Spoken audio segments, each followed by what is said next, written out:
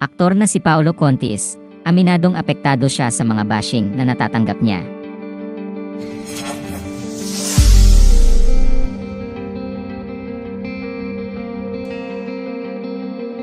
Sa episode ng Fast Talk with Boy Abunda nitong Miyerkules, May 15, 2024, tinanong ang aktor kung apektado ba siya sa mga bashing na natatanggap niya o kung napipikon siya.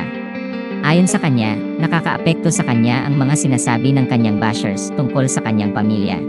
Sinabi rin ng aktor na nagpo-focus siya sa mga taong naniniwala sa kanya dahil hindi niya pwedeng isipin lahat ng negativity sa mundo. Dagdag pa niya, entitled ang lahat ng tao sa kung ano ang gusto nilang sabihin. Anya, anything they say about my family, yes, nakakaapekto sa akin yon. But anything about me, parang ang plastic ko kung sabihin kong walang-wala. Pero ako kasi, I make sure na sa 100 na bashing, at may isang positive dyan, I concentrate on that positive. Naniniwala ako na kapag may isang naniniwala sa'yo, okay ka pa. Sa sobrang daming negativity sa mundo, hindi mo pwedeng isipin lahat yon. Lahat ng tao, they are entitled to what they want to say. Sometimes sobra, pero opinion nila, yun eh. So ang sa akin, hanggat may isang naniniwala sa'yo, tuloy ka lang. Nagpaliwanag rin ang aktor kung bakit simpleng no comment lang ang isinagot niya nang tanungin siya tungkol sa pag-unfollow at pagbura ni Yen Santos ng mga larawan nila sa Instagram. Ayon sa kanya, ang pagsabi niya ng no comment sa issue tungkol kay Yen Santos ay pagrespeto na rin sa mga tao sa kanyang buhay.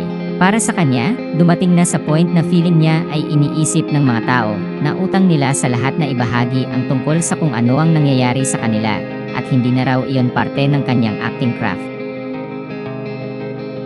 Anya, I think dumating na kasi tayo sa point na feeling ko people think na we owe it to everyone to share what's happening to you. And I believe it's not part of my acting craft anymore.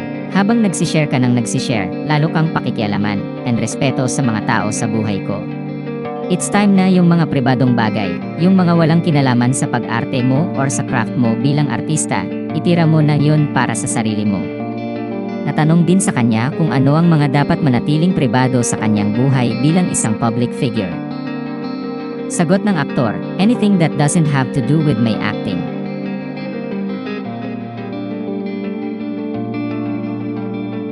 Salamat sa panonood ng video na ito. Huwag kalimutang mag-subscribe sa aming YouTube channel, i-like ang video na ito, at i-turn on na rin ang notification bell.